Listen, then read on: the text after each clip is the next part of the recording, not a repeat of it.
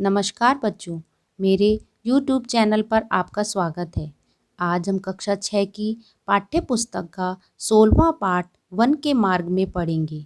बच्चों, पाठ का सारांश रूप पढ़ने से पहले मैं आपको लेखक के बारे में जानकारी देना चाहती हूँ। गोस्वामी तुलसीदास का जन्म 1589 विक्रम संवत में उत्तर प्रदेश के बांदा जिले के राजापुर गांव में हुआ था। इनके पिता पंडित आत्माराम दुबे तथा माता हुलसी देवी था। रत्नावली से इनका विवाह हुआ। तुलसीदास को वेद, पुराण एवं उपनिषदों का ज्ञान था। उनको अवधी और ब्रज भाषा भी खूब अच्छे से आती थी। उनके आध्यात्मिक गुरु बाबा नरहरिदास थे। तुलसीदास को रामचरित मानस को पूरा करने में काफ़ी समय लगा था। इन्होंने इस महाकाव्य को 2 साल 7 महीने और 26 दिन में पूरा किया था। रामचरित मानस में तुलसीदास ने राम जी के पूरे जीवन का वर्णन किया है।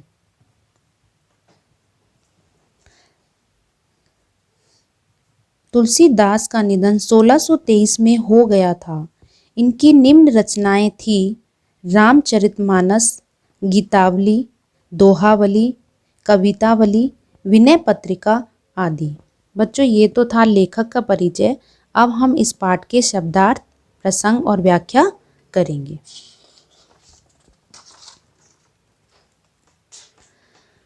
पुर ते निकसी रघुवीर वधु, धरी धीर दय मग में ड्वगद्वय। झलकी भरी भाल कनि जल की, पुट सूखी गए मधुरा धरवे।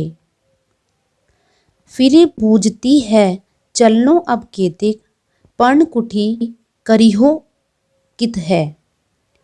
तिये की लखी आतुरता पिए की, अखियाँ अति चारु चली जल च्वै।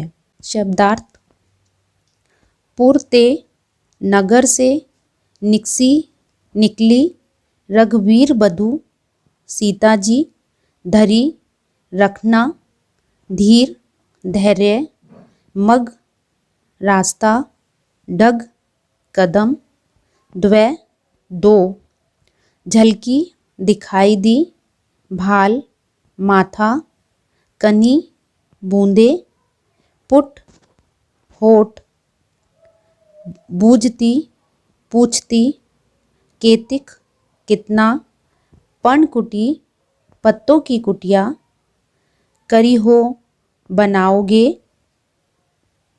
कित कहाँ, तिये पत्नी, लखी देखकर, आतुरता परेशानी, चारु सुंदर, जल च्वै आंसू बहने लगे।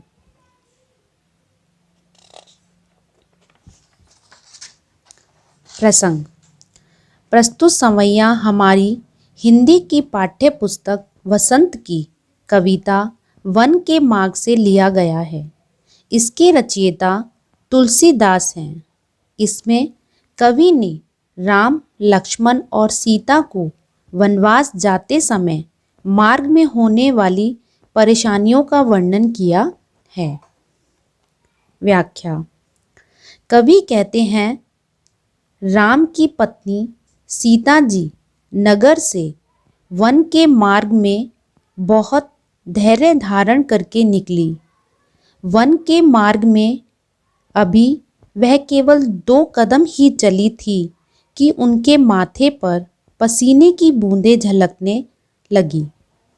उनके मधुर होठ भी सूख गए।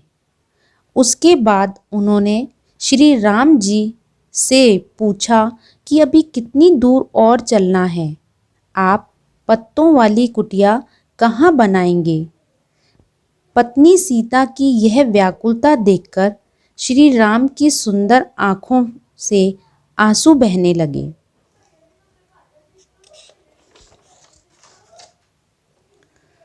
जल को गए लखनऊ हैं लरिका, परीखो पिया छाहा घरीक है ठाडे। पोछी पसऊ ब्यारी करो अरु पाए पखारी हो भुरभुरी ठाडे। तुलसी रघुबीर प्रिया श्रम जानिके बैठी विलम लो कंटक काड़े। जानकी नहा को नेह लख्यो पुलको तनु बारी बिलोचन बाड़े। शब्दार्थ परीखो प्रतीक्षा करना, घरीक थोड़ी देर, ठाडे खड़े, पहुँची पहुँचना, पसऊ पसीना, ब्यारी हवा, पखारी धोना, भुरभुरी रेत बहुत गर्म, विलम लो देर तक, कंटक कांटे, जानकी सीता जी, नेह प्यार, लख्यो देखकर, पुलको प्रसन्न होना, तनु शरीर, बारी जल, बिलोचन आँखें, बाड़े निकले। इसमें कवि ने राम के द्वारा सीता की थकान को देखकर पैरों से कांटे निकालने में देर लगाने का सुंदर वर्णन किया है। प्रसंग पूर्वत। बच्चों यहाँ पूर्वत का मतलब होता है जो हमने आगे प्रसंग लिखा है वही आपको लिखना है। व्याख्या। सीता जी श्री राम से कहती हैं कि लक्ष्मण बालक है, वे जल लेने गए हैं, उन्हें समय लग जाएगा। उनके आने तक आप छाया में कुछ देर खड़े होकर उनकी प्रतीक्षा कर लीजिए। मैं आपके पसीने को पोंछकर हवा कर देती हूँ। मैं आपके गर्म रेत से तपे हुए चरणों को भी धो देती हूँ। तुलसीदास जी कहते हैं कि अपनी पत्नी के ऐसे वचनों को सुनकर और सीता जी की व्याकुलता को देखकर श्री रामचंद्र बैठकर बहुत देर तक उनके पांव से कांटे निकालने का अभिनय करते रहे। राम के इस प्रेम को देखकर सीता जी का शरीर रोमांचित हो गया और आंखों में आंसू भर आए। बच्चों ये तो था इस पाठ के शब्दार्थ, प्रसंग और व्याख्या। अब हम इसके प्रश्नोत्तर, इस पाठ के प्रश्नोत्तर करेंगे। प्रश्न पहला, नगर से बाहर निकलकर 2 पग चलने के बाद सीता की क्या दशा हुई? उत्तर, नगर से बाहर 2 कदम चलते ही सीता जी के माथे पर पसीने की बूंदें झलकने लगी। उनके होंठ सूख गए और वे शीघ्र ही थक गई। प्रश्न दूसरा, अब और कितनी दूर चलना है? पर्णकुटी कहाँ बनाइएगा? किसने किससे पूछा और क्यों? उत्तर, अब और कितनी दूर चलना है? पर्णकुटी कहाँ बनाइएगा? ये बात सीता जी ने श्री राम से पूछी।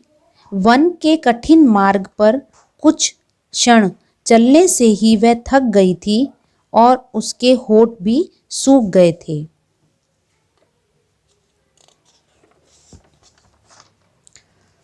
प्रश्न तीसरा, राम ने थकी हुई सीता की क्या सहायता की? उत्तर, राम ने जब देखा कि सीता थक चुकी है तो वह देर तक बैठकर पैरों से कांटे निकालने का अभिनय करते रहे, जिससे सीता को कुछ देर आराम करने का मौका मिल जाए और उनकी थकान कम हो जाए। प्रश्न चौथा, दोनों सवैयों के प्रसंगों में अंतर स्पष्ट करो।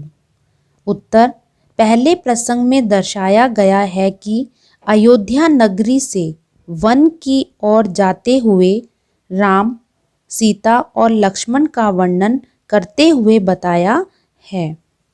दूसरे प्रसंग में तुलसीदास ने तीनों को पारंपरिक स्नेह व संयोग की भावना को दर्शाते हुए लिखा है।